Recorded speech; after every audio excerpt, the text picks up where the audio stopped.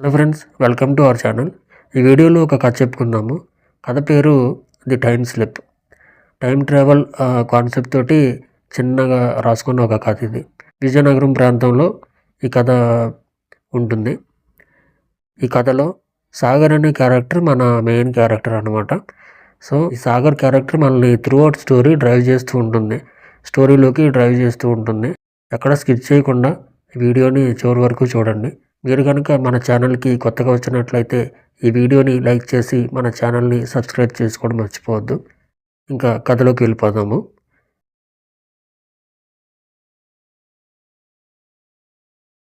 Sagar daily activities ఏంటంటే morning ఆఫీస్కి వెళ్ళడం, మళ్ళీ ఈవినింగ్ ఇంటికి వచ్చేయడం. ఖాళీ టైంలో చుట్టుపక్కల ఉన్న అడవి ప్రాంతంలోకి వెళ్ళి అరుదైన పక్షులు కానీ జంతువులు కానీ వాటిని ఫోటో తీసి ఇన్స్టాగ్రామ్లో, యూట్యూబ్లో, ఫేస్బుక్లో తను పోస్ట్ చేయడం తన యొక్క హాబీ అనమాట. చెప్పాలంటే సింపుల్గా చెప్పాలంటే వైల్డ్ లైఫ్ ఫోటోగ్రఫీ తనకి ఇంట్రెస్ట్. సో అలా తను వైల్డ్ లైఫ్ ఫోటోగ్రఫీ చేస్తూ ఉంటాడు సాగర్. ఆఫీస్కి వెళ్ళి రావడం, మళ్ళీ ఈవినింగ్ ఇంటికి వచ్చేయడం. ఈ డైలీ సైకిల్లో ఏంటంటే సాగర్ వాళ్ళ పేరెంట్స్కి టైం ఇచ్చేవాడు కాదనమాట. తన పని తను చేసుకునేవాడు, కానీ వాళ్ళ పేరెంట్స్కి అయితే ఎక్కువ టైం ఇచ్చేవాడు కాదు. వాళ్ళ పేరెంట్స్ ఏంటంటే సాగర్ తనతోటి టైం స్పెండ్ చేయట్లేదు అని చెప్పేసి కొంచెం ఒక బాధతో ఉండేవారు. సాగర్ యథావిధిగా అడవిలోకి ఒక వారం వెళ్తాడనమాట. వీకెండ్లో అడవిలోకి వెళ్తాడు.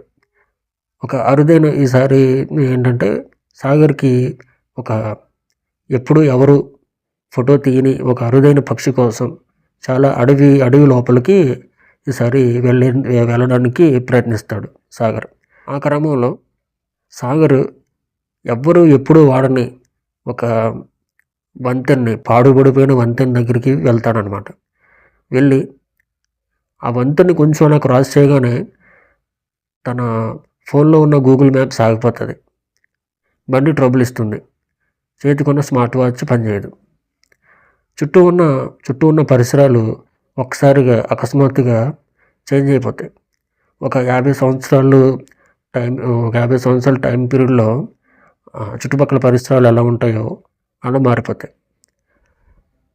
ఒక ఊరి గ్రామీణ వాతావరణంలో చేంజ్ అవుతుంది అనమాట. అంటే పూర్వకాలం నాటి ఇల్లు కానీ, పూర్వకాలం నాటి దుకాణాలు, ఇవన్నీ ఒక్కసారిగా క్రియేట్ అయిపోతూ ఉంటాయి.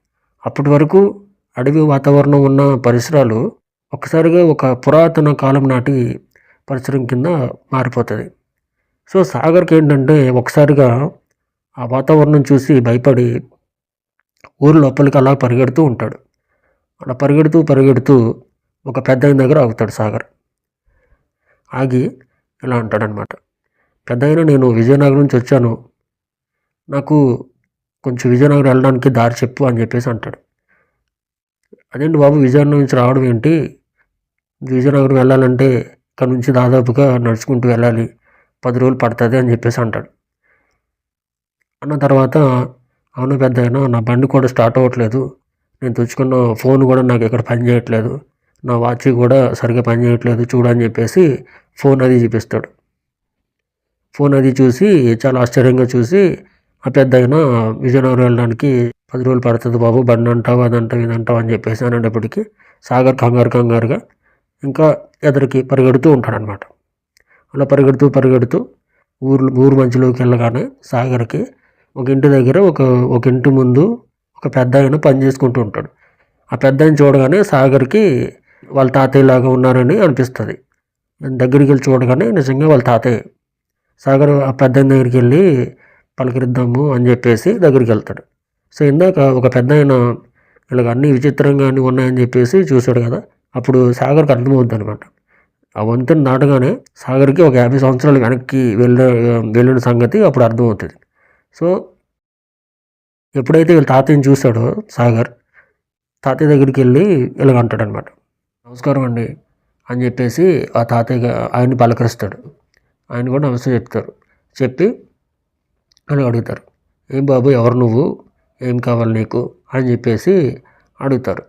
అడగగానే సాగర్ ఏంటంటే తను ఇలా ఒక 50 సంవత్సరాలు వెనక్కి వచ్చినట్టు తను చెప్పకుండా లోపల మదన పడుతూ భావోద్వేగాన్ని ఆపుకుంటూ అయ్యో తాతయ్య నేను ఇలాగ అనుకుంటాడనమాట.